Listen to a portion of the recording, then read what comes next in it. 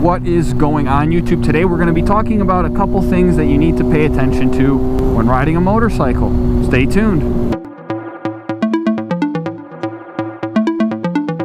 This is just going to be a quick video about a couple nuances that some people maybe don't know about, don't think about. Might be a little helpful to some of the newer riders out there. The first one's going to be when you're riding, try to ride left of center in the road.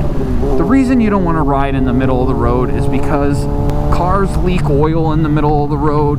A lot of times you'll get rocks in the middle of the road. Another reason is, left of center. The reason I like left of center is because you are a little closer to the traffic, which could be a little more dangerous, but it kind of pushes them away and it makes them see you more than if you were all the way to the right. The reason I don't like the right is because debris from the side of the road can end up right there in the right hand side, so I always like to stay left of center when I'm riding on the road.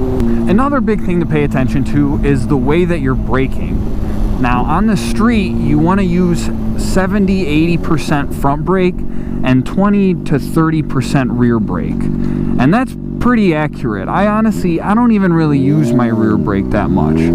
If you use your rear brake more, you're likely to slide out, you're likely to lose traction in the back, and on the street you primarily want to use that front brake of yours. So pay attention to the way that you're braking because it will make you a better rider. Finally, and this might be obvious and this might have a little bit to do with the last one, but make sure everything that you're doing is very fluid and very smooth. You want your throttle action to be smooth. You don't want to be jerky. Jerkiness is not good on a motorcycle. You want everything to be smooth and you want it to flow. And even if you're going faster, this is for newer riders and older riders, but I'm sure the older riders know this, and it becomes natural at a certain point as well.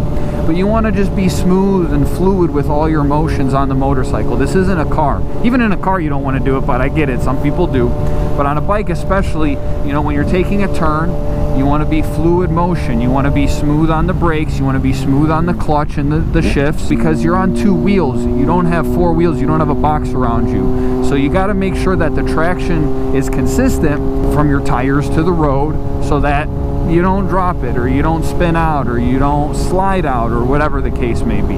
If this helped you in any way, I'd appreciate it if you can like, comment, and subscribe, as it really helps me out. Let me know if you guys are new to riding. If so, how long have you been riding? I hope that I can help you out. I'm hoping to make more content to spread my knowledge of riding. I've been riding for 18 years. Take it easy out there.